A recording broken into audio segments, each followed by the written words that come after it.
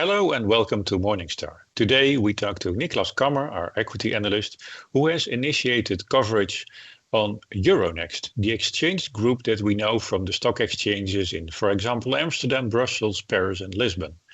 So Niklas, can you tell us a bit more about this stock, your fair value and your moat rating, please? Yeah, so as you said, we initiated coverage on Euronext. Euronext is, as you said, a European focused exchange group. Our fair value estimate is 88 euros per share, and it has a narrow moat rating.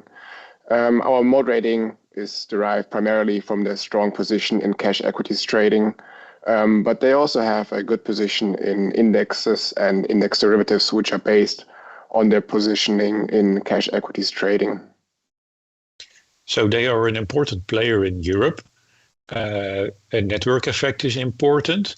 Recently, there has been some acquisition activities. Can you elaborate a bit on that? Yeah, so I think to pull this back a bit and look at it from a high level, I think all exchange groups globally, and especially the European ones, have been focusing on diversifying their income streams.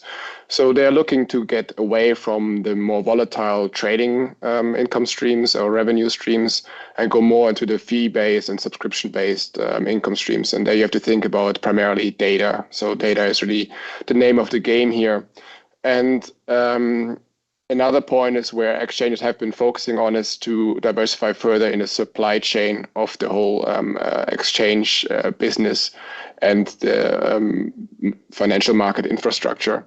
And Euronext has made a big move in terms of this by acquiring Boerse Italiana from the London Stock Exchange Group, which gave them a much better positioning in fixed income trading, but also very crucially their own clearinghouse, which is a very strong competitive advancement for them relative to the bigger European groups.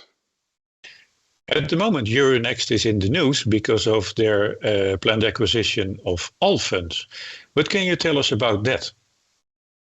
Yeah, that's correct. So the media, in a way, forced them to make a press release that they have made an offer for Allfunds. And this, again, goes into the same direction that we have been talking to already. And that is that Euronext is really trying to play catch up and trying to grow and acquire assets that are very difficult to build from scratch. And we think it makes strategically a lot of sense for Euronext. It integrates well with their strong position in cash equities trading across Europe with the multiple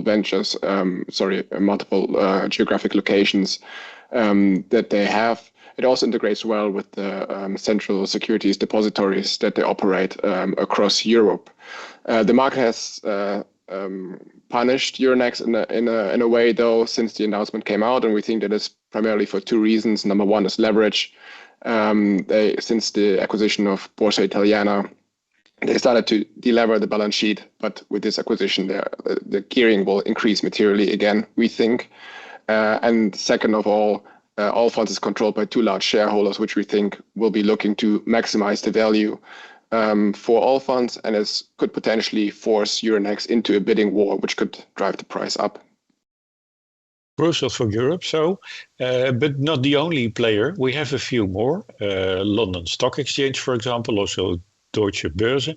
If you compare Euronext to those two competitors, what is their position?